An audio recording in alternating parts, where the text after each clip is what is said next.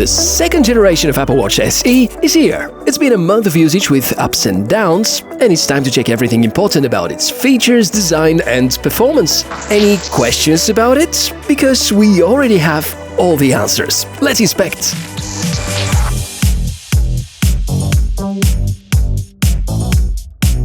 Hey everyone, really good to meet you. Michael is my name, and here on the channel we inspect a lot of cool and fresh tech, and today we're here because of this. The second generation of Apple Watch SE series, something that got released almost a month ago, so that's going to be the thorough inspection based on a few weeks of using it, and you're mostly going to see the wrist of my wife, not mine because I'm obviously busy testing some other equipment, and she's the Apple user in the family. It's part of the new Apple Watch Series 8 generation and costs significantly less than the Ultra, so it could be the most affordable way to get your iPhone a really smart companion, which can turn out to be really great in the long run. So, conveniently priced at $249 for the Bluetooth GPS edition, there's a cellular version costing only $50 more. Good to mention that for the non-SE edition, the price difference is double that, $100. So in terms of value, the SE is indeed the sweet spot and the only $250 offering, which can bring you that much in terms of integration with iOS. Alternatives are many, but Samsung's latest are a no-go since they only work with Android. That leaves you with choices between Garmin, Amazfit, Xiaomi and similar devices which run more basic operating systems. So, unpacking. Here's the 44mm Polestar edition. Once we unwrap, here are the two boxes with the content, one of them having the strap with 2 sizes included. Needless to say that the strap material feels fantastic, just as it is for the rest of the Apple Watch models. And the other box hosts the watch body and the charging plate. There are instructions all over the place, so the setup should be not an issue. The installation of the strap is quite unique though, and I have to admit, Apple are probably about to redefine the way the straps are being attached to watches, because this feels so much better and more reliable than the old-fashioned way with lugs. Furthermore, everything that is compatible with the previous generation is gonna fit your new SE model as well. The watch itself feels premium, aluminium body, you can notice the rotating functional crown on the side, elegant style, rectangular shape of the display, which is obviously the better choice for running most of the apps. At the bottom, the sensors, which are in contact with your wrist. This is how they can take the measurements. So far, everything explains well why the Cupertino-based company continues to lead the market about watches. In terms of technical specifications, 1.78 inches Retina LTPO OLED display, peak brightness is 1000 nits, the display is covered by Ion-X strengthened glass, the watch is powered by the S8 chipset with 1GB RAM, powerful dual-core processor and access to 32GB storage. There's the battery with capacity close to 300 mAh, a heart rate monitor, GPS, Bluetooth, NFC, barometer, altimeter, compass, speaker, microphone, and a bunch of other great features which are controlled by the famous watchOS version 9, at least now at the start. Looks like the SE, although being the most affordable out of the Watch 8 series line, still has a lot of great implementations. For instance, you do have speaker and microphone, so you can make phone calls, and if you go for the LTE edition, you can make these phone calls, and furthermore you can download apps and communicate with people without your smartphone because you have an eSIM card.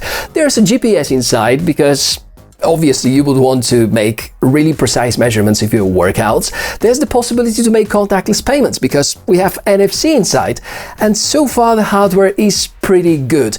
But if we compare to the most popular Android world alternative, that would be the Galaxy Watch 5 series, there is no SpO2 sensor, so you can't measure the oxygen saturation of your blood. There is no possibility to measure your temperature.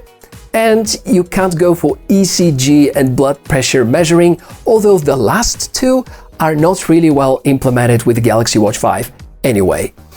In terms of comparison to the rest of the Apple Watch Series 8 line, yes, there are a few drawbacks in terms of missing hardware pieces, but in terms of software, the Watch SE is capable enough in my opinion.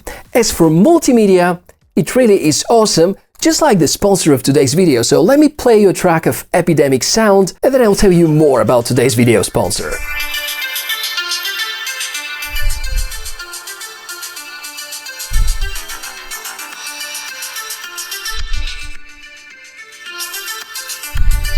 a great sounding speaker with a great sounding track by Epidemic Sound.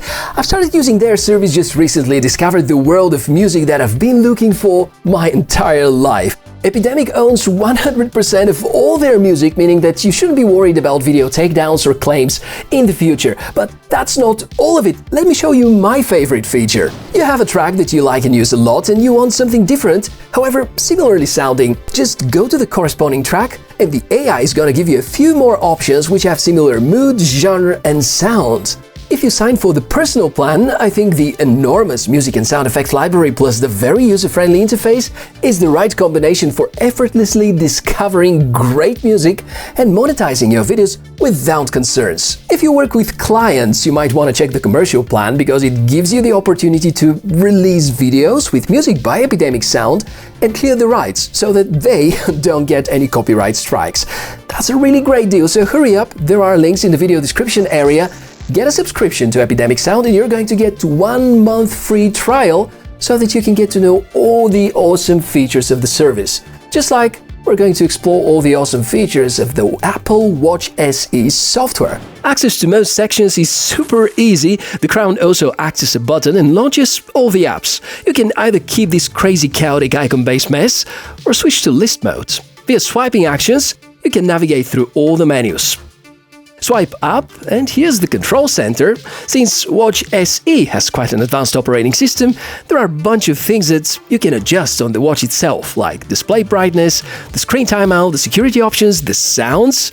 It almost feels like configuring an iPhone, and the good news is that you can do most of it by using the Mi Watch section on your phone as well. If you want to set up an alarm or define Do Not Disturb hours or enable or disable certain tracking moments, that is your place. The watch faces that you can choose from are many. Some are free, some are paid. Those available on the watch are enough to satisfy most people, but I have to admit that some of the most informative and well-designed cost a few dollars. On a side note, you're gonna be surprised how a basic function, like seeing your current daily steps counter on the watch face, could be a challenge. While you can easily get to these statistics using the Activity app, there is no stock-based way to visualize this information on the watch face itself. So in order to make it work, you're gonna have to download a third-party app, make sure to enable it, adjust the so-called complications so that they show the amount of the steps, and it's really bizarre. I would expect these essentials to be easily configurable, especially on software with such a good reputation. On the other hand, after testing maybe 10 different wearables, if you start a walking workout, I can confirm that the second generation of Apple Watch SE is among the very few that can actually measure your steps while you're pushing a baby stroller. It may have something to do with the upgraded accelerometer, which can recognize up to 256 G-forces compared to 32 G-forces, and that also enables the SE to offer the crash detection feature found on the Series 8 and the Watch Ultra, as well as on the iPhone 14 models. The crash detection feature uses the accelerometer, barometer, GPS and microphone to help it detect if you have been involved in a car crash. As for sports analysis, the watch stays strong with most kind of tracked sport activities. They are less than 20, which compared to the 150 on some fitness trackers sounds like too few, but I believe they cover most popular sports and there haven't been any situations where it feels like not enough. Quite the opposite. You can see the detailed statistics about each and every workout, tidy, well-grouped, with historical analysis and sometimes trends, so that you can make some plans about improving your workouts. The rest of the tracking features are also alright, measuring pulse during the day, and you may also count on sleep tracking. However, this is gonna make you switch to a twice-per-day charging scenario. Even without the option for always-on display, the Apple Watch SE Generation 2 fails the attempts to last more than a day, so while it does support sleep tracking, it is an area remaining unutilized most of the time, unless you develop the twice-per-day charging habit. To expand this list with drawbacks, good to mention the lack of always-on modes, the unavailable body temperature sensor, no SpO2 tracking option, and the rather thick borders around the display. In the end, there's a whole lot to like about the second generation of Watch SE. Stunning display topping 1000 nits means it is brighter than many modern smartphones and brighter than most competitors. However, the display is exactly the same as the old SE edition. It is sleek, stylish, it's the best addition to your iPhone, and in my opinion, has a lot better value than the Apple Watch 8 series and the Ultra Edition, which, although rugged feeling, shares similar user experience and not enough really ultra features.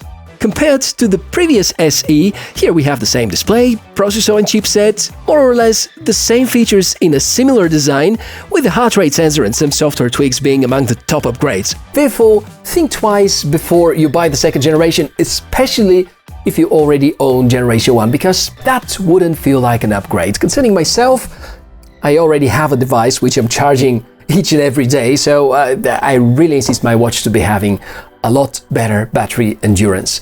And it would be interesting to hear from you. Do you like the Apple Watch SE? Is it the only really good choice for a wearable paired with your iPhone? Or maybe you can think of some other alternatives and probably check some of the other many videos about wearables that I've done on the channel. Anyhow, whatever you have to say, please do it in the comment section below the video. Thank you very much for watching this episode and wish you a fantastic day. Take good care of yourself. I'll see you soon. Bye.